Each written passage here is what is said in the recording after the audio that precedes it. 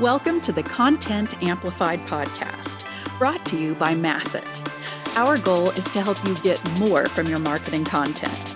Each episode is a 10 to 15 minute interview with industry experts that share amazing insights to help you squeeze as much juice from your content as you possibly can. Here's today's interview.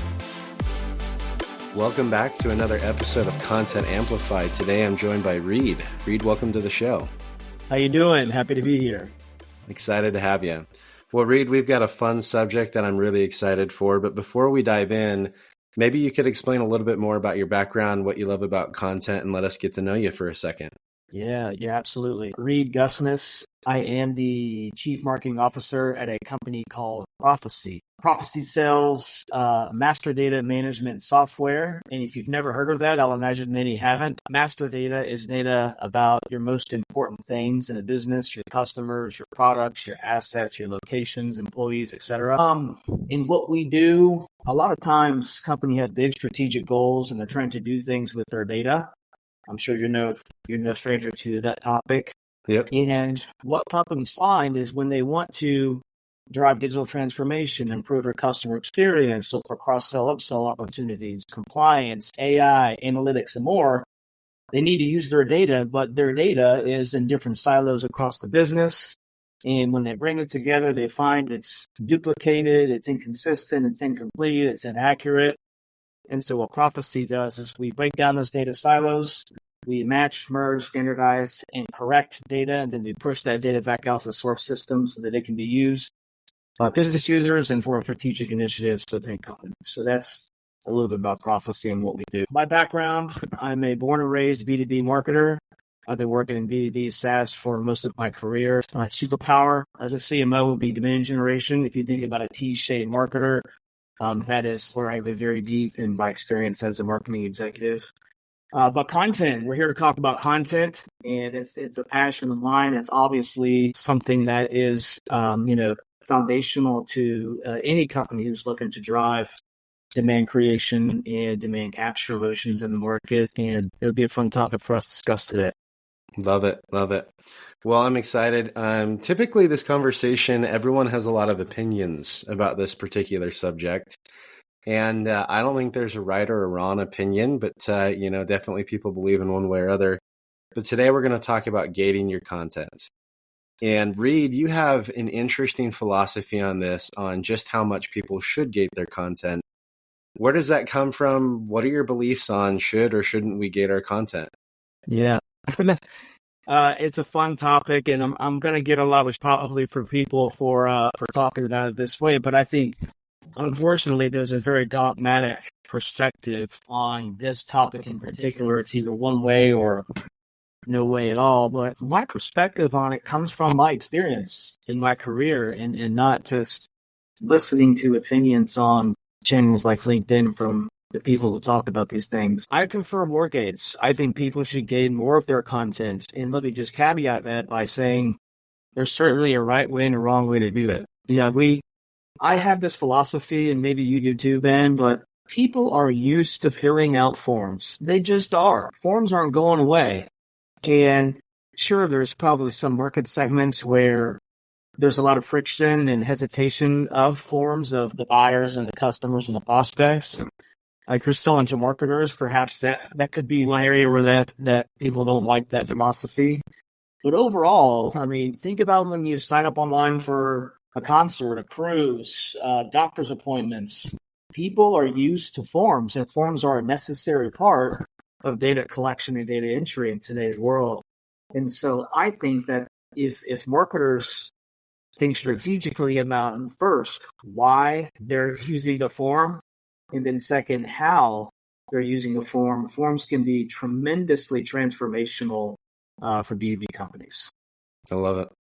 Well, as I was thinking about this subject today, obviously, like you said, there's this popular opinion of ungate everything. And I was really thinking about this concept of what could gating do for you and for the customer. Have you noticed that people have a perceived increase in the value of your content when you gate it? I know sometimes when things are a little bit more difficult to acquire, people immediately think, oh, this must be of higher value because it's asking a little bit from me So the result that I'm going to get is probably a little bit higher quantity, not quantity, quality. Have you noticed that on that end, where if you gate content, people tend to believe its quality is better than that of ungated content? I think so. I think buyers, modern B2B software buyers, at least in our space, modern buyers, yes, there is a natural tendency to believe that if something is behind a gate, there is that premium to it and there is value to it. The unfortunate thing is, as marketers, a lot of people don't follow that philosophy. They'll gate content that really never should have been gated in the first place. And, I think people expect that when they get out their information, they're going to get something of value in return. And when you think about content strategy holistically, there's a lot to be said about the content you're creating and doing it in a way that is of value to the end user or the end consumer, so that you can put up gates strategically across the customer journey and collect really good information. So, I've been on both sides of this conversation. There was a person who worked for me once upon a time who came to me and said, "Hey, I think we need to ungate everything." Everything. By the way, that's a jarring statement to hear, but, listening, their perspective was that it's just the way that modern companies do things nowadays. And that was the lie. The lie was because of that. And so we did it. And the expectation from doing something like that is that you're going to get a lift in downstream KPIs, MQLs, pipeline, revenue, etc. We didn't see that.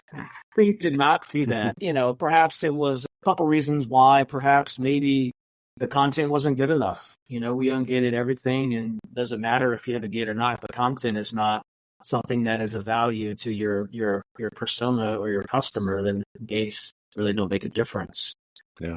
Didn't really have a measurement strategy in place to understand the impact of that particular strategy on the business. And overall, I just didn't see the economic value of going through all the motions of removing gates. I learned there is a necessity for gates, and here's some, I can share some perspectives on that. Yeah, I'd love to hear it. So why gate more content? I think one of the biggest reasons and debates of gating content is this concept and strategy called buyer telemetry, which is the idea that if you're using forms or gates as strategic places in the buyer's journey, and you're combining things like progressive profiling, as I know that's what Pardot calls it, HubSpot may call it something else, but you're integrating those types of strategies into your forms, you can create a lot of first-party data that can then be used in a number of different ways. I'll give a few examples. Number one is just sales enablement.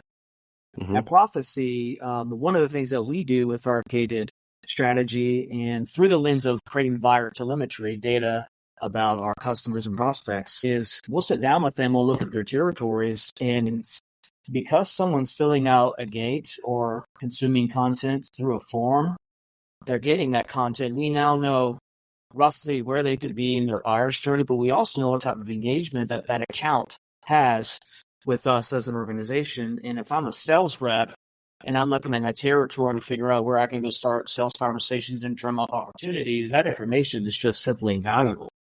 If you didn't have a gate and you could debate that you wouldn't have that in the first place. Yeah. If you're using forms for buyer telemetry and sales enablement and progressive profiling with them, you're going to collect a lot of really unique information along the journey of people filling out different forms through the buyer's journey. And so imagine being able to take the data that you're collecting on first-party form fields, like what challenges are you solving right now? What's your biggest challenges? Are you buying a solution anytime soon? What's your tech stack like? I mean, you come up with a lot of unique questions to ask. You can use that data strategically in a couple ways. Right? One is just segmentation in the buyer's journey, more personalized marketing, messaging, and call to actions. Two is giving that to a sales rep. Imagine being on a first call, a discovery call, and you are talking to a prospect who's filled out 4, 5, 6 forms with you along the journey. And because you're using something like progressive profiling, you now have a really unique set of information about that potential buyer, and that can then be used to personalize and drive relevance in that first call conversation. And we've seen higher conversion rates on discovery calls when we actually leverage that information. So, quickly there, I mean, that's just a really good reason to think about that is creating buyer telemetry for sales enablement and then personalization opportunities. Yeah, I love that. So I loved all these data points. And as someone who's spent a lot of my career in demand generation, I appreciate the data backed approach and the philosophy and the experience here. Something I love that you kind of called out is maybe if you have everything ungated, maybe experiment gating. And really what I love is that you're talking about look at the data, right? Because I think, like you said, everyone's assumption, if I ungate everything that's gated, all of a sudden my down funnel metrics are going to be way better. Well, in all honesty, you need to prove that out, see if the data tells that story, see if you can figure that out. But if not, maybe you need to figure out a hybrid or whatever it may be. But I love your data approach. So when it comes to gating content, you kind of hinted at this. When should you gate content and when shouldn't you gate content? What have you seen to be the best practices when it comes to discovery of what content should be created for gating or existing content that should be gated? How do you know what to do? Yeah, I don't know that there's a magic bean to it, so to speak. I don't know that there is a one right way to do it. What I've seen be effective in my career is if it's let's look at the funnel in different segments: top, middle, and bottom. Mm-hmm. I'll start at the bottom. If you are creating content that is specific to bottom of funnel, someone who could be further along in their buyer's journey, someone who could be in a position or potentially ready to start shortlisting vendors and starting evaluation of some type of tool, software, service, and you're creating content that is going to be a resource for them at that phase of the journey, where it helps with things like how to select, how to think about the category, tools, calculators, templates, all these things. Mm-hmm. I feel like you're going to want to gate that, because if you collect that touch point, that is indicative of a hand raiser. That's indicative of someone being further along in their journey.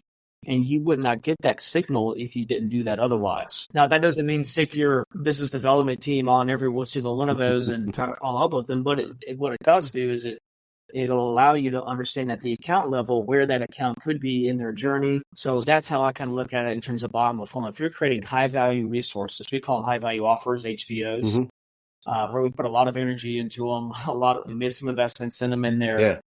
No matter who you are, you could look at that piece of content and think, wow, I will give my information for it. Mm-hmm. You should hate it. We gate less up funnel. We do write a lot of blog content, short, consumable pieces of content that we would never gate, but they're often led to bigger pieces of content that support that topic or that area of the buyer's journey in more depth. Mm-hmm. And we gate those assets purposefully so that we can capture where they are in the journey and based off of how deep they go into some of the content strategies and topics that we're promoting in different areas of the funnel. I love it. Well, I'm not sure if that answers your question. There's just no magic recipe to it. I think marketers have to experiment. You have to. I would encourage people to lean hard on having more gates and then pull back over time to find kind of a good balance between the two. Yeah, I love that. I love how you're focused on the buyer's journey and where they're at in that and their commitment level. So I think that's a really good rule of thumb.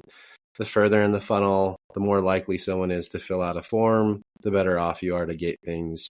As you move up funnel and are just building the relationship, some of those may not make sense on that side of things. I think that's really, really smart. Ben, here's another thing about the how of my philosophy of more gates.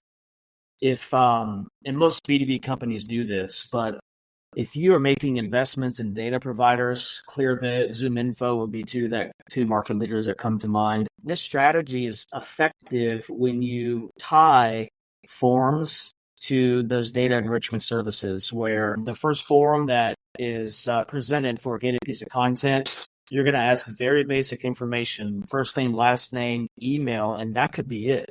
Yeah. Maybe company name. That to me is low friction. 4 fields on a form is pretty low friction in my mind. And if your data provider is set up with your form strategy, when that submit button is hit, on the back end, you're going to get enrichment and matching happening And if the data provider matches the email and the company against that individual, you're going to get all types of information, your industry, your title, your role, all the other types of questions you would typically ask on the form that you no longer need to ask ever again because you have that enriched on that first touch point. So I think it's key that if you're going to use more gates, you have to think about how your data provider and enrichment is a part of that strategy, so that you're being mindful of the friction that you're creating along the journey with these goals. I love it. I love it. Well, we could dive into this subject for hours. I think it's so fascinating, but to keep this episode easy for people to consume and nice and short, I think we're going to have to call it there. But Reed, obviously, if anyone wants to continue the conversation, ask you questions, reach out, how can they find you and connect with you online? Yeah, I'm active on LinkedIn. That would be the best place for people to reach out to me. Happy to have a healthy debate on the topic to continue, and happy just to share my experience and philosophy. Whether it's right or wrong, just it's what we do and it's what's worked for us. I think that's amazing. That's awesome. Well, Reed, thank you so much for taking the time and sharing all of this great information. I think there's a lot to think about, and I love your philosophy of testing and making sure your outcomes are being hit. So again, thanks for being on the show today. Thanks for having me, Ben. We'll talk to you soon. Thank you. Thank you for listening to the Content Amplified podcast. Please subscribe and leave us a review. And for additional ways to get more out of your content, visit our website at getmasset.com. That's getmasset.com. And tune in next time to the Content Amplified podcast.